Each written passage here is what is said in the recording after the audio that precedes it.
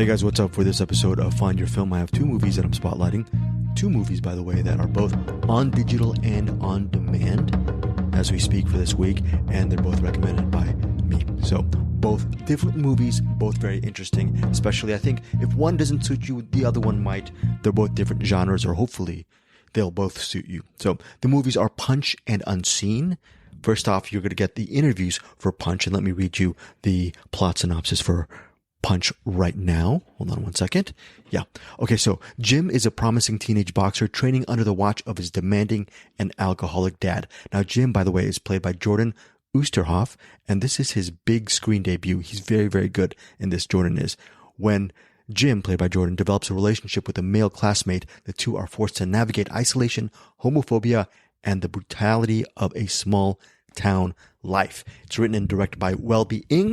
And it's very interesting, these interviews, because Jordan is a first-time actor. I asked him about working for a couple of years, or actually throughout his life, working on the Sanford-Meisner technique, a technique I learned of when I interviewed Jeff Goldblum over 30 years ago. And that's the first time I heard about Sanford-Meisner. And now I have the ability to actually ask that Meisner question to Jordan. And Welby, it's very interesting. This is his feature debut, but he spent his entire life just in the arts, teaching and creating, and he lives in a bleeping forest. So I love that. It's a fantasy of mine to actually live out in nature, even though I barely go out in my backyard. So it's a very personal film, has its fictional elements. It's inspired by Welby's own relationship with his late soulmate, and he talks about that in his interview. Very personal interview with Welby, and just a very great guy to speak with, and as well as Jordan, because it's great seeing a very talented actor, Jordan, and his co-star Conan Hayes, I believe, or Conan Hayes. I believe he pronounces it Conan in the interview, but Mr. Hayes plays the classmate who gets involved with Jim, aka the boxer, and both of these lead actors, Jordan and Conan, they're both very, very good. Excellent, in fact, in Punch, which is in theaters, on digital, and on demand March 10th. Tim Roth plays the father of Jim, and a lot of the movie deals with Jim's passion for boxing, but also he's been a boxer or training for boxing for all of his life. He wants to lead a life of his own as well. So you get to see how his life as well as his passion for boxing and his own relationship with his father collide, and that classmate that he eventually warms up to. Eventually both of them warm up to each other, and they form a very unique bond in Punch. Finally, after the interviews with Jordan Oosterhof and Welby, I have an interview with Yoko Okumura. She is the director behind the movie Unseen from Paramount Home Entertainment. It is currently, as we speak, as it's recording, it's on digital and on demand. Love, love, love this movie. It uses a lot of split screen. I'm a huge Brian De Palma fan, so I asked the split screen question, I think, towards the top of the interview, and she answers in kind. She's also, I believe, from Minnesota. Little fact of mine, when I was a kid, I lived in this really peaceful halcyon back then, suburb of Edina, Minnesota, back in like 1979 or 1980. And I asked her about living in Minnesota, so she answers that question in the interview. But she's also one of these directors you'll be seeing in the near future, because Unseen is a fantastic movie. Both movies are doing really well right now on Rotten Tomatoes. I'm not going to pull up their score right now, but you can do it. You can pull up the Rotten Tomato scores for Punch or Unseen on whether to see these movies. So also, regarding recommendations, if you love really interesting character-driven action thrillers with a little bit of an edge and color pop to it, Unseen is for you. Here's a synopsis. Two women form an unlikely connection when a depressed gas station clerk, played by Jolene Purdy, receives a call from Emily, played by Midori Francis. And this fateful call is because Emily, who randomly calls this gas station clerk, Emily is in grave danger with her ex-boyfriend. Okay. And Emily currently is without her glasses and she can barely see. And what happens is she is relying on this gas station clerk to help navigate her through the forest of this movie, of this landscape, of this universe. If she's not successfully navigating through this landscape, then Emily will possibly her life is definitely in peril with her abusive boyfriend. Very interesting movie. I think this is a movie, again, it was only out this week. I believe it'll get a lot of momentum as more people see Unseen. So these are my interviews. It is with first Jordan Oosterhof, just new novice actor, excellent in Punch. Then Welby Ings, if you want to hear what it's like to live in a forest, give that one a shot. And also my interview with Unseen director Yoko Okumura. So what's interesting is every single week, me and Eric Holmes, we have a whole bunch of interviews, and it's great to cover them, but there's just so much content out there on a given week that, for example, this week on Cinematics, we covered a whole ton of movies, and if I actually try to shoehorn my reviews of Punch and Unseen, then it would have been pretty much impossible. It would just be too much. So I don't know if every week is going to be like this, where it's just a ton of movie content, but it was like this week. So anyways, here are the interviews for Punch and Unseen. Hit me up on info@findyourfilms and tell me what you think of these movies and the interview. Thanks again for supporting us here on Find Your Film. Take care, guys, and have a great week. Bye. I set up your first professional fight. It's your big break. It's what you want, isn't it? It was such a tease. Dad, I've got a life. Not anymore, you ain't. You're a boxer.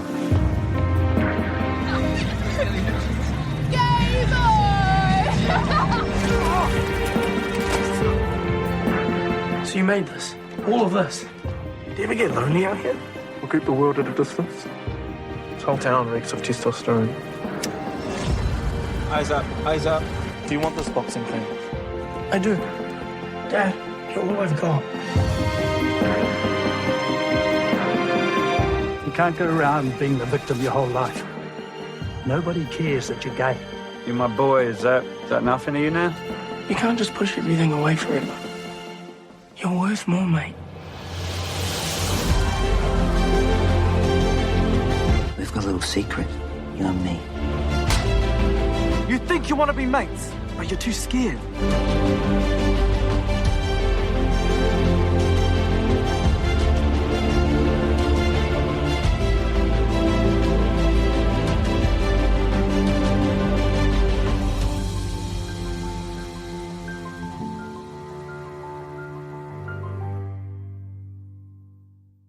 Just record just on my end as well. Testing. Testing. 1, 2, 3. Speaking of testing, Jordan, what was it like to actually have the lead in? It's a great movie, by the way. Thanks. Was it a lot of pressure on yourself that you put, or did you just like leave that pressure behind and just do the work in front of you? Yeah. No, honestly, no pressure on me, bro. Like, you spend so much time as an actor not getting the opportunity to act and just thinking about it and emotionally trying to like dissect things. And then when you get the opportunity to, when it's something as heartfelt and something that you can read on the page and emotionally connect with, man, this is the test, right? I either can do it or I can't. I tell myself I can do it in terms of like feeling these things and trying to portray that as authentically as I can. And what other way than to actually find out when there's 30 people watching you get naked on a beach? You know, that's what it's all about. Jordan, in layman's terms, I remember about 25 years ago, Jeff Goldblum, during an interview, he was telling us, a journalist, the importance of the Meisner technique. And I actually looked at some of your resume. You studied for a couple of years under that.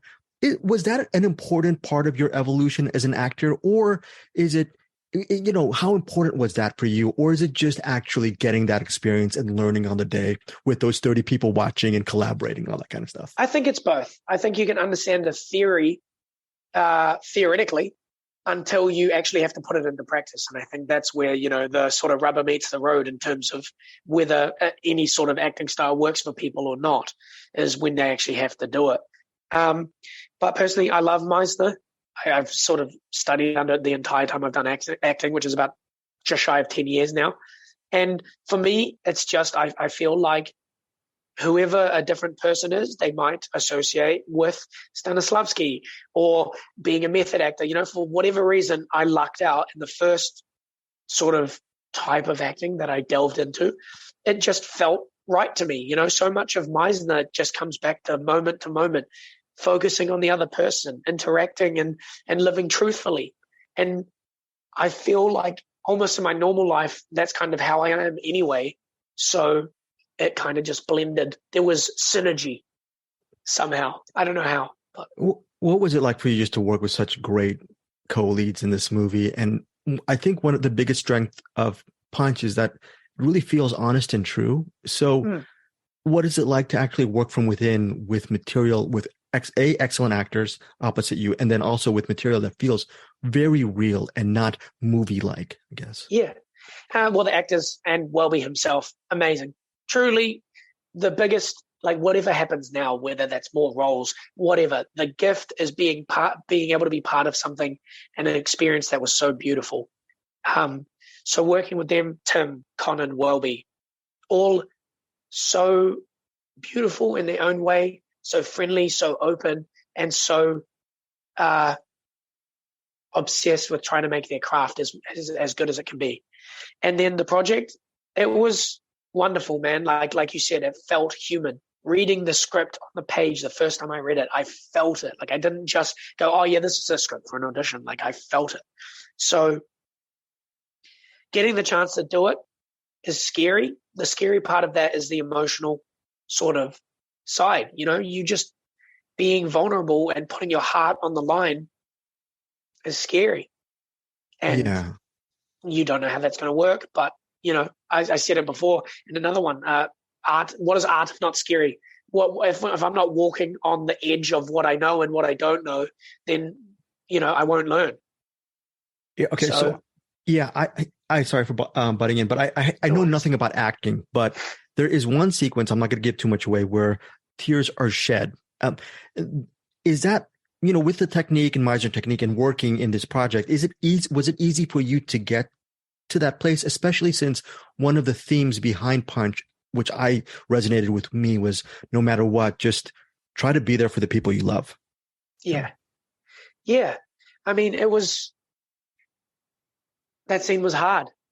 From the moment I read it, I was crying reading it, because it's someone, you know, the person that you should have been there for, you know, like the person that was your friend. You're the only person that in the town even treats them like a human, you know, and the fact that you're like not being there for someone, that feeling of disappointing someone so greatly it's beyond words, like that you just weren't strong enough to be there when they needed you.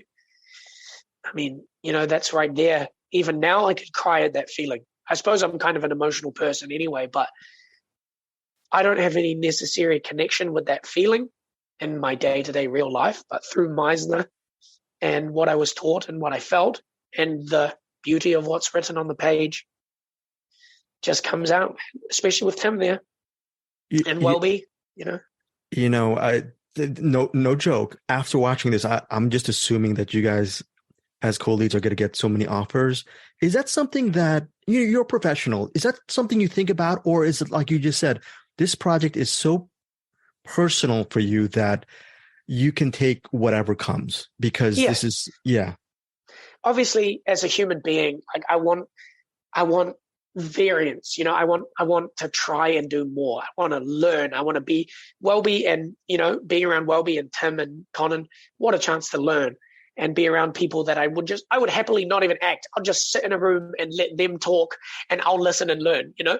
So I want to do more, man. I've got such a appetite and energy I'll give anything a go, but I can't control that as an actor. I can't be like, hey, I need this next, because it's not under my control, plain and simple.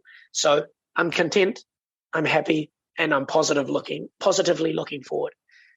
Speaking of in control, there's another element, which is the boxing element. And I've asked other actors about the quote unquote sweet science of boxing. Were you able to understand why people call boxing the sweet science when you get under the layers? It's just from your words, I guess. Oh, yeah. Yeah. It's just so fine, so well drilled, so like it's such an art form in and of itself. You know, like I kind of had this obsession with art, like football can be an art, skateboarding can be an art, like the art of boxing, the way that the people that I was able to learn from and be around during the training process. The way they boxed was beautiful. It was amazing. It was a science because they had been developing it for years, and here I was, some newbie with like zero rhythm trying to do like a punch and like a combo. And they're just like, they just make it look fluid, man. There's a fluidity to it. And I really love it for that. And it's a lot like acting in terms of being moment to moment. Like you literally have to focus on another person's behavior. So. Yeah. A couple final questions is, your character in Punch, he really puts a lot of things on the line, and it feels like you as an actor, you really gave a lot of yourself to this role. And have you always been like that as an actor, as far as your dreams and giving whatever it takes, as opposed to, I'm sure some people being human beings will hedge your bet. Well, I can be an actor, but I can also be all these things. But it just seems you abandoned, there's no abandon in this performance. So is that how you approach acting as well? I think that's how I approach life, to be honest, bro. Like I just am recklessly engaged in whatever I love, for better or worse. Like I just fucking love it. Like the reason I want to give so much and try my best is not even because, the attraction to acting is not because I want attention or fame or something. Like I truly think that if I try and put myself in this mentality and try to live these moments, even though they're not real, as truthfully as I can, I kind of feel like I'll learn about both myself, the character, the world, life itself, what it is to be human. Like I just learning through reckless abandon. That's how I'll phrase it. Yeah. Final question, Jordan, is, and this is, I guess, the toughest one, is right off the top of your head, can you name one of your all-time favorite films, and what is it about this specific movie that resonates with you? La Vita e Bella, Life is Beautiful. Oh, yeah.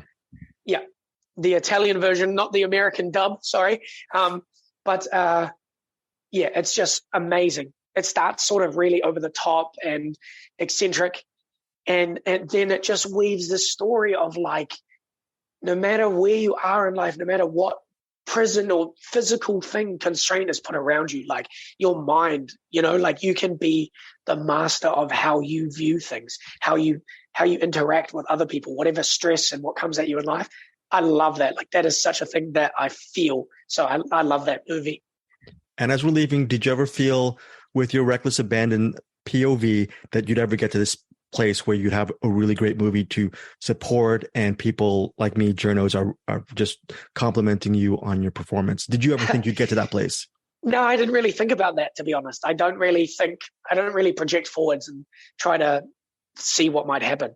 I kind of just focus on the moment and see what happens. Whatever comes after is just icing on the cake. Thank you so much, Jordan. Really enjoyed this film. Awesome, man. Nice to talk to you, Greg. Pleasure. Take care. Talk to you soon. Yeah, man. We'll see you. Take care. Okay. Bye-bye.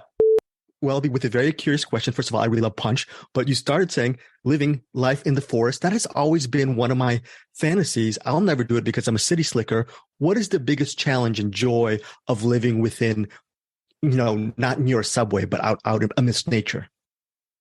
So I grew up in the country. I grew up on a farm, and I don't live well in cities. So this is what I'm looking at. Oh, that's amazing. So we lived in what we call the bush. I think you guys might call the forest. And my father used to build fences for a job. And so I come from a very, very rural background. And although in my jobs I travel around the world and live for short times in cities, I don't fit. And that makes me a C- gay guy, because I don't fit in the urban environment. That's amazing. So Punch, I really love this film. And is this, I'm assuming this is your feature directing debut, but I'm sure you spent a lifetime, I'm assuming, directing. So when I say debut, is it really not a debut because you've worked your way up to this? So my background actually is I'm a designer, a graphic designer. And also I'm involved in a lot in education and education reform. But I didn't make film really. I made a few short films, but it really is it's a joining together, because I illustrate, and I worked for a little while directing in theatre, And film is this lovely thing that brings sound and image and space and time together in something that just that wraps up into something where you can show the world something that you dreamed into being. And that's, I can't say fucking powerful, but I want to go fucking powerful. Yes, you can say that. You could say that. It's very powerful. Without your two leads in this film, it really wouldn't work. Did you know that they would both be giving pretty much, it seems like their soul just to take on these roles? It took 5 years. The casting took 5 years.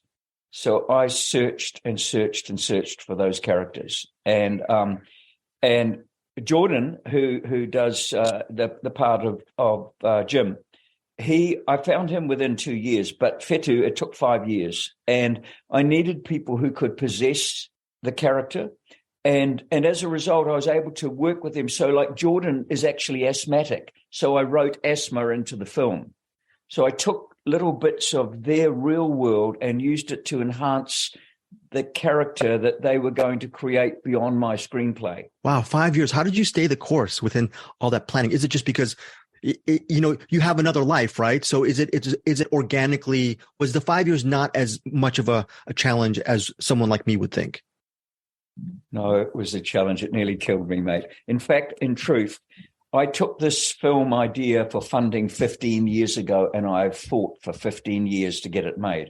I had a lot of trouble attracting funding because the idea of a film about a young gay boxer was something that actually said there were still problems in the world. It wasn't all LGBT pride parades and rosy. Wasn't a popular idea. The idea is now we show, positive, affirming stories, etc. And I went, but it's not actually like that in small towns. It's not like that.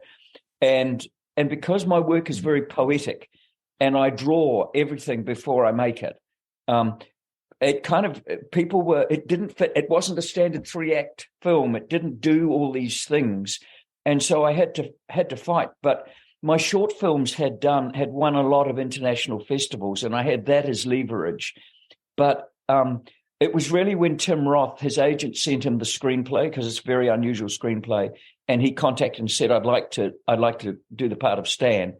Then we were able to attract the funding. So it was I'm a very tenacious guy, and some days it wasn't working and I was nearly crying digging compost into my garden, Yeah. Within those 15 years with the funding, did you mature into the story? Meaning, was it a different story when you started off all those years ago? Because I think I really love the theme of Punch, the fact that it's really about, no matter what, being there for the people you love and care about. And I'm just wondering if that's something that you matured into as a writer and an artist over the years of these challenges. You're good. Your questions are good, mate. Okay, so let's see if I can answer this really honestly. The film was originally called Flight, so I knew what it was about. It was about a boy who remembered being able to fly, and he lived under a tyrannical father, but his father was actually a good man, and so everyone was flawed in the story, and that he would come to be a better man without a redemption narrative. So the story doesn't end as a rom-com, but it does end with hope. And so I don't have television, and I don't get newspapers. I don't have radio. This is a very quiet world I live in. And although I do these public things because I'm a professor and I do that other stuff, my world is I'm quite a shy person. And so you wouldn't know that from my public appearance, but I actually am. And so I knew what I wanted to speak into, what I thought was a bit of a void. And then over time, it found a way of translating the poetic voice into something that could communicate to people who were anxious about what a film had to be. That's what the journey was. And in that line, I in that 15 years, I produced and wrote and directed 2 short films that, showed that I could do it. But of course, that idea of someone who can create a short film is not necessarily someone who can do a feature. And but It had a deep root in that part of the story was based on my partner who died of AIDS, and he came from a boxing family and was destined to be a great boxer. His father coached him, and he walked away from it and went to UCLA, held the national title in the triple jump here. And we used to train, because I'm a distance runner, we used to train out on the beaches where I filmed it. So that's where we used to train. Running calf deep in the water builds your leg muscles. Running up sand dunes builds the explosive power in your performances. So it was actually filmed in the places where we used to train together. That's amazing. I guess this is a question just for insights for people who want to write, shoot their own film. How do you, or just writers in general, how do you separate the people that you love and care about as far as inspirations for your writing and keeping your writing fictional, meaning divorcing the two? Or maybe it's not a divorce, maybe it's just a marriage of the two, because you're putting, how does one go about it? Because it seems like a very insurmountable task to do that, because there's going to be bias no matter where you go. So, wow, you're good, mate. You're good. Okay, so that's a really profound question, and so I create fiction. I say that it's fiction, but Kevin, I talked with him before he died that I would make this film, because he went into the hospice because I built this house for him for us, but because it's way up in the trees, when he was dying, we couldn't carry on here, so we moved into a hospice, and he became hugely estranged from his dad, and his dad found him. He didn't want his dad to know he was dying of AIDS, and his dad came in and sat by his bed, and he could only touch the sheet. He couldn't touch him, and he didn't say anything, and he just sat there crying quietly, and then 20 minutes later he left. And so little fragments of things like touching sheets, a relationship between a son and his father where both people actually love, but they can't make the connection, and the idea of somehow trying to get that resolved in an unexpected way. I talked that all over with Kevin. So he was dead keen that I did it, but he said, I'm going to use rough language because this is what he said. Yeah. You don't suck up the arse of the film commission, so you are never going to get funding for it. And so fuck it, I have. And I always, in my heart, secretly, I think, Greg, he's still there in the theatre watching when the story plays out. It's not entirely his story, but there are two names at the very end of the film, Adrian Burr and Kevin Todd. So that's Kevin. And Adrian is the guy who stood up and funded this, or gave a lot of funding to it. And he died during the production, and he was dying of cancer of the liver, which is what Stan has in the film. So he gave us his symptoms, because I didn't want to show it as a cardboard cutout with people going, yellow, etc. And so he gave that in. So the film is fed by threads. So I call it fiction, but it gathers its resonance from the lives, from real things, because I find that even small real things have greater power than manufactured big things. And, 2-minute warning, but as you're leaving, Welby, just the reaction to the movie. I mean, I know that people, it's when you make your art, but it's not, some people say it's not fully completed until the other person actually gets to immerse himself in it. What has it been like just getting the feedback? I'm sure that's hard for you to put into words. Yeah. I wanted the film to make people feel hope, but I didn't want to do a standard ending. So it's had a good reaction, but some people don't like the queer bashing in it. They don't like its brute. They don't like sometimes when it deals with difficult stuff. But in general, it's had a really good reaction. Yeah.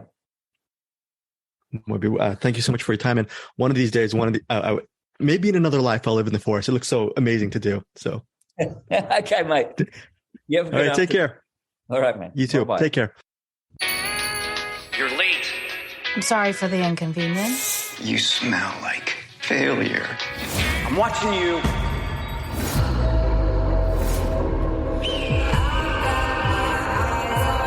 Please pick up. Please pick up. Hello? Oh, thank God. I've been drugged and kidnapped by my ex, and I can't see anything because I broke my glasses. Who's this? Are you 911? No. Could you video call me and guide me to somewhere safe? I don't think I'm the person to do this. My ex is going to kill me. I need you to be my eyes for me.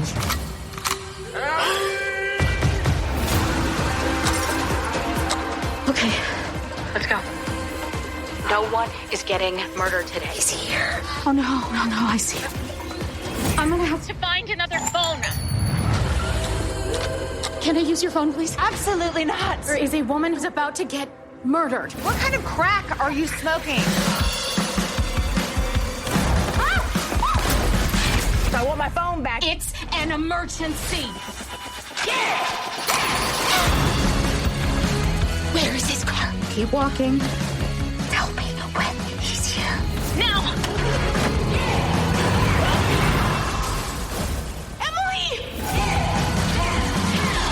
I can't do it alone. I need you. Your ass is going to jail! What the?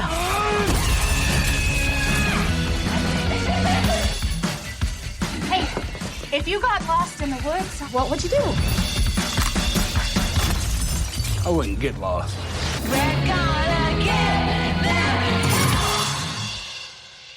First off, I really love this movie as a biased fan of Brian De Palma and especially split screens. Yeah. Can you just talk about the necessity of split screens for you, specifically your film, and what were the advantages of using it? I love that stuff. Oh yeah, thank you. I'm so glad you enjoyed it. I mean, yeah, this movie, I don't know if somebody told me I could not use split screens in this movie, I don't know if I could have done it. Because from the very beginning, we needed to show two worlds at the same time and how they interacted with each other. So we just had a lot of fun just pushing the boundaries of what split screen could be aesthetically and how they interplay both worlds, you know. And yeah, from a script stage to post-production, we were constantly evolving what the split screen was going to be like. My only half complaint, half compliment regarding this is I'm a little bit sad that I don't get to see more movies with Midori and Jolene. I want like 5 or 6 down the road.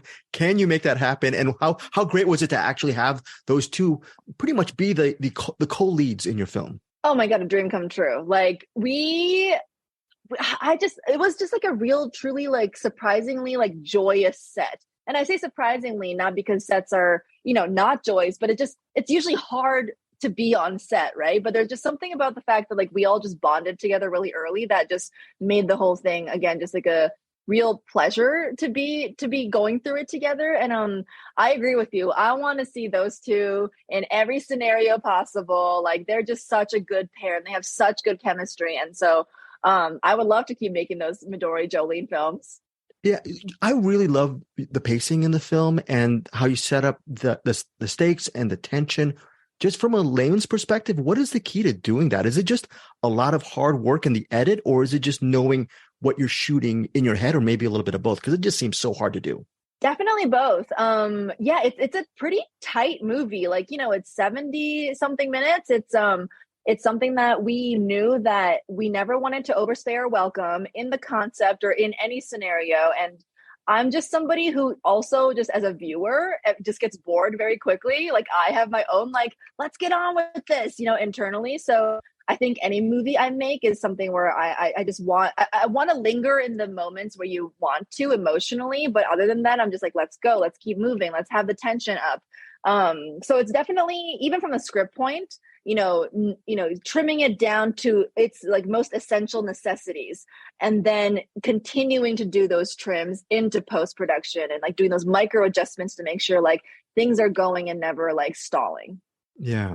You know, I'm a Gen Xer and I really love the double meaning, I guess, in my opinion, of Unseen. Can you just talk about your two leads? I mean, look, when I was growing up in the 80s or 90s, Jolene wouldn't be the lead. And I'm just so glad she's a star in my eyes. And can you talk about the double meaning of your moniker? I love it.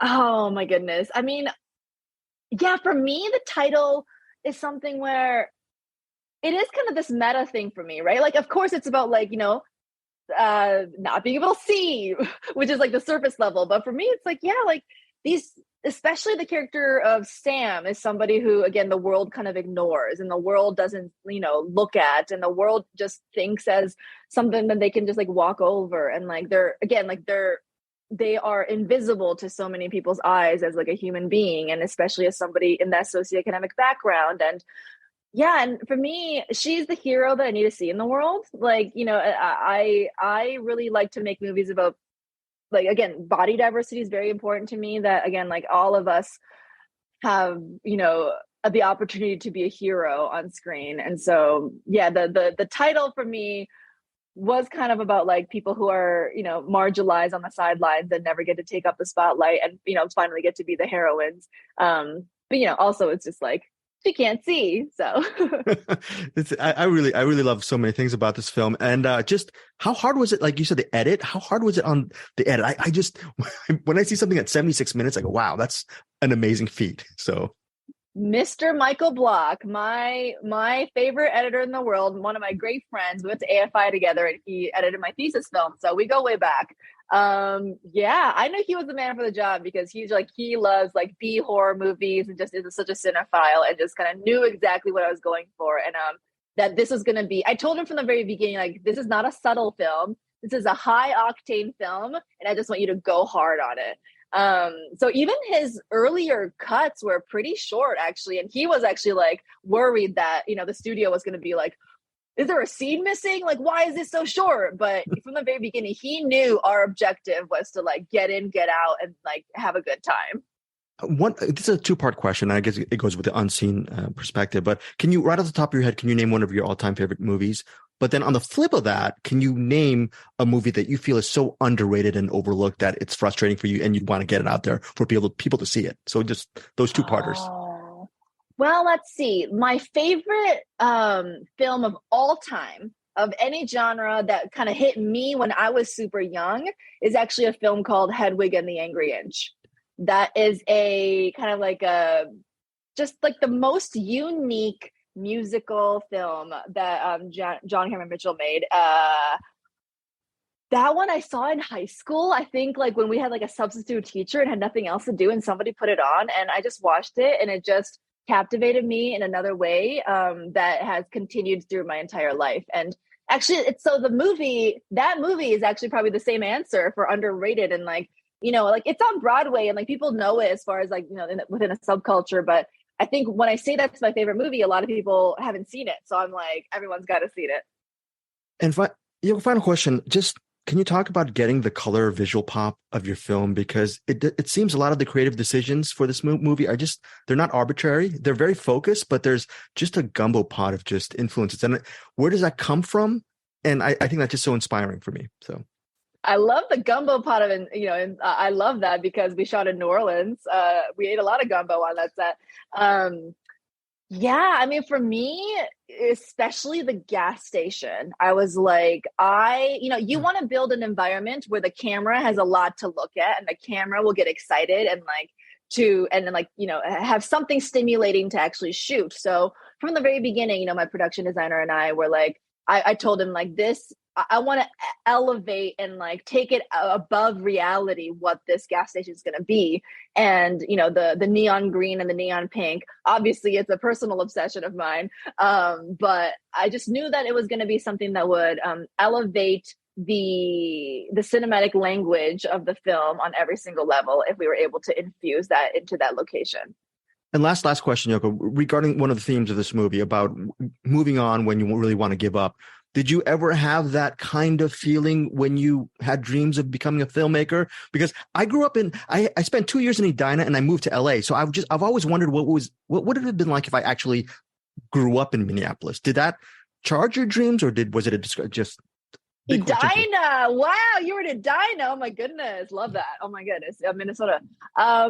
Yeah, I mean, becoming a director and being paid for it and making my own visions come true on the big screen was never something that seemed realistic. Like, I mean, yeah, Minneapolis, like you just grow up, Hollywood movie making feels incredibly inaccessible, like just something that is a fantasy. And so for me, it was like, of course, there's so many times across, since being like a little kid in Minnesota with a video camera to being now an adult making a film, there was literally like decades in the middle where I, was up and down. Like, even if I was making, creative strides, I was still working at a sushi restaurant, like many moments where I was like, this might not happen for me. So yeah, but you're kind of right. The movie's a little bit meta in that sense of like, hold on, stay determined, and you might get through. Really love your film. And before you go, are any other projects down the pike? Because you're going to get a lot more offerings, I think, after this movie. I hope so. I mean, I still definitely have a lot more things to say, I think, in the horror genre. I am very attracted to body horror. I'd love to make some sort of body horror film through the female perspective. I'd also love to continue to make kind of survival horror films. I'd love to make one that kind of takes place in the fashion world. I love glitz, glamour, color, pops, and neon, but with like darkness and like kind of looking into the darker underbellies of those worlds. So that's the kind of stuff I want to do next, and different writing stages, different attachment stages, but definitely a lot of projects coming up. Thank you so much. I'm going to get out of here. I took too much of your time. I really love your film. It's okay. Thank you so much. Appreciate it. Appreciate it. Take care. Bye-bye.